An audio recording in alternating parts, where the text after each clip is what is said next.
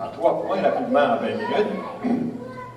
Pourquoi le Québec solidaire, au premier point, pourquoi Québec solidaire devrait-il inscrire dans son programme, sa plateforme, la réappropriation des ressources naturelles publiques, de nos ressources naturelles publiques? Ça, c'est mon point de vue. Je donne en toute sincérité.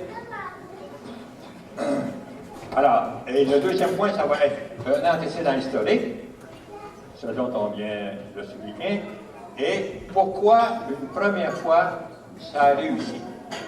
C'est nécessaire toujours, quand on veut faire de grands changements qu'on peut appeler une révolution, d'avoir une certaine référence sur un passé qui a réussi. Alors, le premier point. Pourquoi le Québec solidaire devrait inscrire ça à son programme, un deuxième maître chez nous? J'ai 7 points que je vais tout simplement énumérer. Le premier, c'est parce qu'ils sont publics. Ce sont des biens collectifs. C'est déjà un grand scandale qu'on le donne aux étrangers. Alors qu'on dit qu'on manque d'argent pour nos services publics, pour financer nos universités.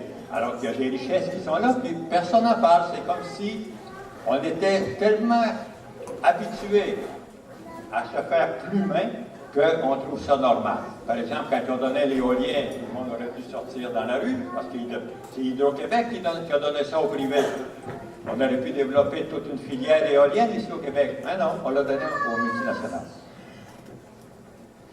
Deuxième point, parce que c'est la seule façon d'assurer une exploitation écologique et rationnelle de nos ressources. Le fait que ce soit notre État qui en prenne la maîtrise. Pas nécessairement tout est nationalisé, mais en avoir la maîtrise.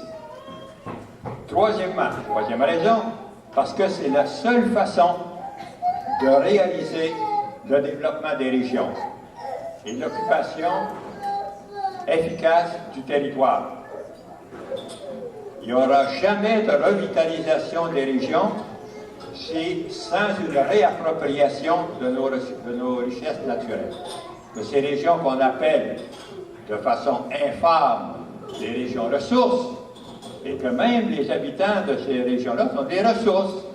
Ils s'en vont en ville pour développer Québec et Montréal. Troisième raison pourquoi on devrait inscrire ça dans notre programme, ce serait pour avoir les moyens de réaliser nos objectifs sociaux, sans le faire par la tarification ou une augmentation exagérée des impôts. Cinquièmement, parce que ce serait la seule façon d'avoir un rapport de force pour nous arracher des accords de libre-échange. Parce que ça va se faire seulement par des faits accomplis, comme le font les États-Unis, comme le fait la Chine. Les accords de libre-échange, on peut en sortir, comme le fait la Bolivie, comme le fait le Venezuela, quand on a des politiciens qui s'affirment et qu'on a un rapport de force. Et point 6, pour réaliser l'indépendance politique. Parce que l'indépendance politique, c'est un leurre si on n'a pas l'indépendance économique. Les pays africains ont eu l'indépendance politique, mais ils se sont, Haïti aussi a l'indépendance politique, mais ils n'ont pas l'indépendance économique. Et le 7e point, qui est très important, qui a été souligné tantôt par Sébastien, c'est que c'est nécessaire qu'un parti politique porte sur la scène politique les revendications de nombreux mouvements sociaux. Comme par exemple pour la forêt, Action boréale, il n'y a aucun parti politique qui a pris ça à son compte. Le maître chez nous 21, le GUE s'occupe de la réappropriation de l'énergie. Il n'y a aucun parti politique qui prend ça à son compte. Tout le monde a peur. J'espère que Québec solidaire n'aura pas peur. Et il y a de nombreux mouvements sociaux qui sont soit écologiques, soit dans l'agriculture, l'alimentation, qui ont cette problématique, qui ont ça dans les tripes d'être maître chez nous, mais qu'il n'y a aucun parti politique qui le prend à son compte. Je vais à mon deuxième point, l'antécédent historique. L'antécédent historique, c'est la Révolution tranquille. Pas la première révolution tranquille, la deuxième. Il y a deux phases dans la révolution tranquille.